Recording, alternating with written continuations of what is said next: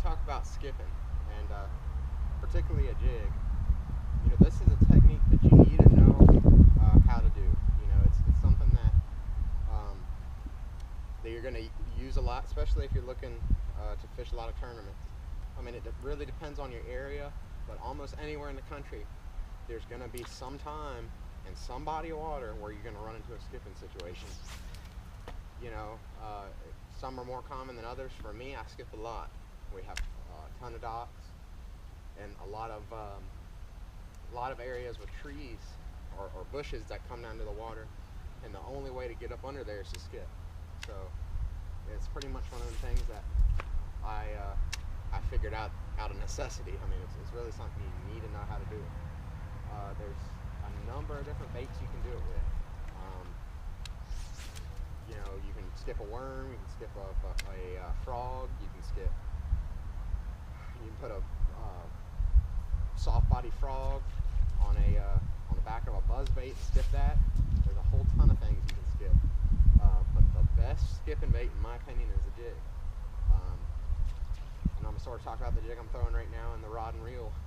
But this particular jig, and it doesn't matter what company it is, this is particularly the one I use the most. This is a Omega Pro Mega jig.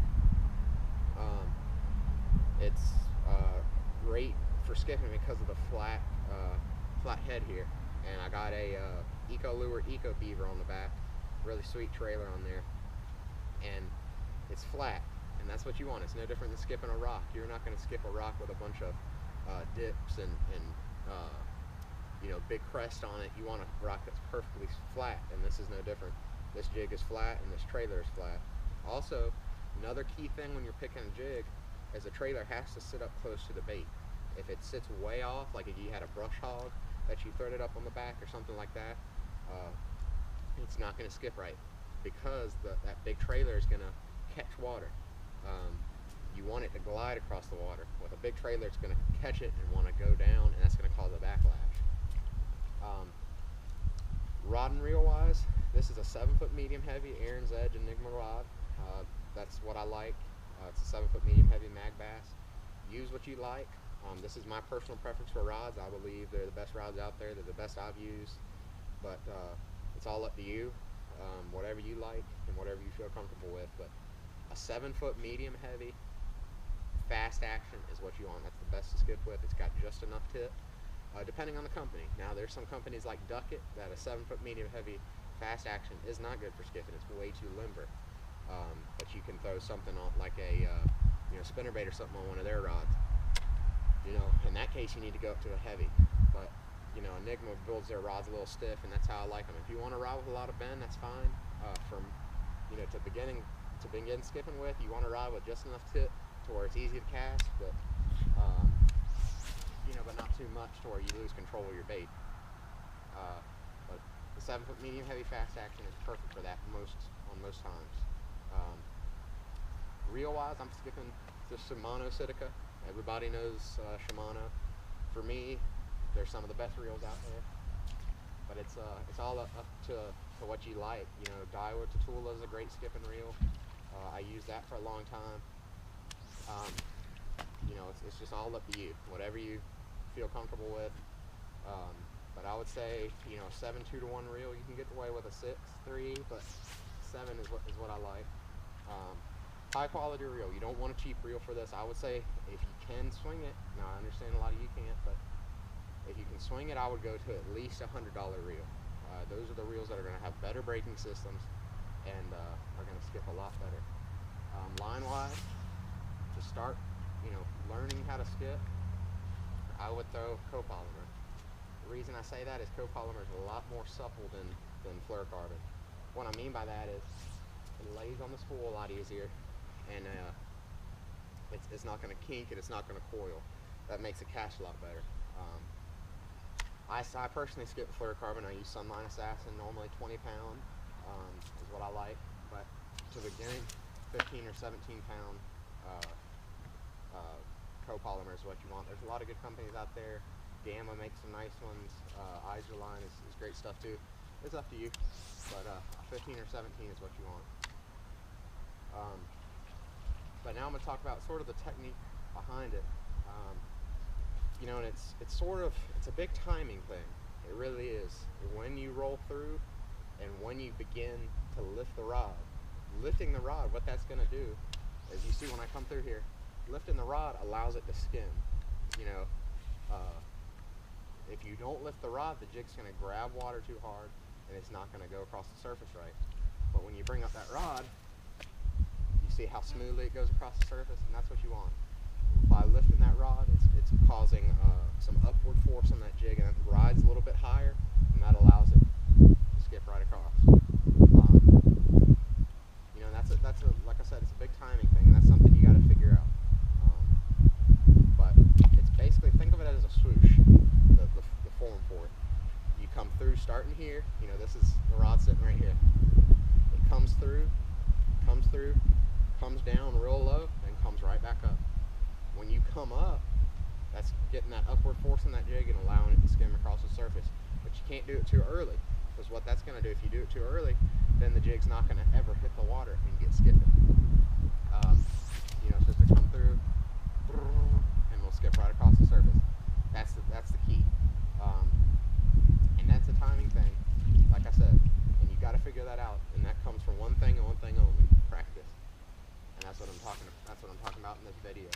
You know, I'm lucky I got a pool. This is an old pool. It's just me and my dad living here at the house. So we said we're not going to throw any more time or money into this pool. We don't use it. So we'll just let it do whatever, and we'll use it to cast in. And this has been a huge asset to me, because it's really a help when it comes to practicing. You know, this is as good as it gets without going on the lake. You know, it's going to give you an accurate representation of what you're going to be doing out in your boat, kayak, whatever you got, and it'll allow you to really get good. But get out for whatever you can. You know, if you don't have a pool, a good tip for you is find you a big stretch of concrete. Now, it doesn't matter. It can be a asphalt driveway. It can be you know, I don't know, basketball, outdoor basketball court, whatever. Just find you a big piece of concrete or asphalt. Get you, buy you a cheap jig. Throw your cheap trailer on the back, whatever, something from Walmart. 3/8 ounce is the best. Your quarter is going to be too small. It's going to be hard to skip. Your half is going to be too heavy. You're not going to be able to. It's going to hit the water too hard. 3/8 is where you want to stay. Beaver style trailer, if you want to learn how to skip, that's the best thing to skip. But get out there, get you a chair like I'm standing on right now. What that's doing is it's representing pretty much standing on a boat. That's the easiest explanation for that. You know, on a boat, you're not going to be down ground level to the water. You're going to be about a foot off. And I got a little bit more than a foot here, but it's close enough. But get out there, and basically what you want to do on that concrete, you want to get to where that jig's sliding across the concrete. You don't want it hitting and bouncing. You just want to go and slide right across that concrete. When you get that jig doing that, if you go and replicate that on the water, it's most likely going to skip perfectly. But the key is a smooth glide across the concrete. You don't want any hops, nothing like that. It's no different with this jig. You saw with that skip there, how smoothly it went, just skipping. Exactly what you want. It's stealthy, quiet. You know, it's really stealthy, quiet. I can go into places that nobody else can get into, and simply just by the roll of the wrist, and it's sending up in there. You know, if you have a pool, get out here and just cast. You know, like I said, it's all timing. As far as setup on the reel goes, you don't want your stuff to be set too tight. And a lot of people set their stuff too tight when they learn how to skip. They think, okay, that's going to prevent a backlash. It's not. The problem with setting your stuff too tight is no different than a golfer. When a golfer overswings the bat, he's going to make mistakes. I mean, not the bat, Jesus. When he overswings the club. You know, the harder you swing, a lot of times the more mistakes you're going to make. In golf, you know, it may be cutting the ball over to the left or the right. In baseball, it may be missing the ball.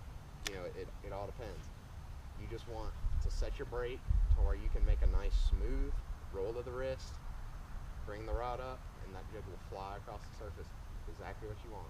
So for me, I'm fishing with a Shimano Citica, and it has the inner dial. I have 3 of them on, 1 of them off, and the outer dial I have set at 5.5. That's a good point for me. For the beginner, you may want to have it set a little bit tighter. You know, maybe go up to 6. And the tension knob, you know, a lot of people screw with the tension knob too much. The tension knob doesn't really do anything. It doesn't apply hardly any brake. In heavy wind, it matters, but if you look at my jig, you know, it falls. That whole spiel about letting it fall, and if it hits the ground and backlashes, it's too loose, ain't true. But to start with, I would set it, basically, you want to set it to where, when you're beginning, maybe tighten it down to where it falls about that speed right there. Not too fast, not too slow. And for me, I want it real fast, but you just want it mid-speed when you're beginning. And this will be about the perfect range. But just get out on your pool. Like I said, all it is a roll of the wrist and the upward lift of the rod. That's the easiest way to do it. You know, a lot of guys try to skip it like a spinning reel. You know, and go like this, and just a sideways swing. A bait caster is not going to skip like that. Your bait's going to hit the water too hard. You have to have an upward motion. You can't do it like a spinning reel. That upward motion is the key. And it's all timing. Like I said, you got to get the timing down. The only way to do that is practice. I can't tell you any more than what I'm telling you now. You have to get it down for yourself. But you know, the simple definition of it is a nice roll cast. Come down, come up, roll it around. The jig skips. When you come up, it keeps kicking. That's the easiest way to say it. You know, that's about the only thing I can tell you. You know, there's flip skips as well, which that'll come after you learn how to just simple roll cast skip. And what that is just, you know, it's just like a normal pitch. You're just pitching it out there, and it's skipping across the surface. That gets tough. I only recently learned how to do that, probably 3 or 4 months ago is when I learned how to do that. And it's still sort of hit or miss for me, but once you get it down like that, it really can come in handy. But just get out, practice, practice, practice. That's the key. That's the only way to do it. I sat out here for hours when I was learning how to skip, and just skip and skip and skip, and then it's become second nature to me, you know, to where I can do that all day long, and it's not a problem. So practice, practice, practice. Some are going to learn quicker than others, but it just all depends on the person. Like I said, copolymer line to start with. You can move to fluorocarbon eventually, but copolymer is what you want to start with. 15 or 17 pound is perfect. Whatever brand you can get your hands on. P-line's good, Gamma's good, they're all good. 7-foot medium heavy fast action rod, perfect. High quality reel. Like I said, if you can swing it, spend at least $100. The rod, you can get away with going something a little bit cheaper. But the reel needs to be nice. Jig, anything with a flat bottom, you know, got the flat head and a nice tight trailer. I prefer a Beaver style bait to skip. This is like I said, an Eco Lure, Eco Crawl, but whatever Beaver you like, this is one I like. But just get out there and practice, and with the right equipment. The right equipment's key now. Don't try to skip with something that you know, that you don't, that's not recommended for it. You know, there's a lot of people that think you don't need technique specific stuff, and this is a rod that's not technique specific. So if you go out and buy this rod specifically to skip, you know, 7-foot medium heavy, you can throw anything on it, literally. I mean, a 7-foot medium heavy is the most versatile rod there is. You can throw jig, worm, spinnerbait, crankbait, buzzbait, just about anything on there. So keep that in mind when you're buying one. Make sure you have the right equipment, right line, right reel, and you'll be sitting pretty when it comes to skipping. But thank you guys for watching. Hope it taught you something. I taught you all I could tell you in a video. You know, there's not much I can tell you other than what I've told you in this video without getting hands-on with you. But hope it helps. practice, practice, practice is the key. I know I've said that probably 1,000 times, but it really is the key. You've got to practice. So try some of these tips, hope it helps, and please hit that subscribe button, and have a good day.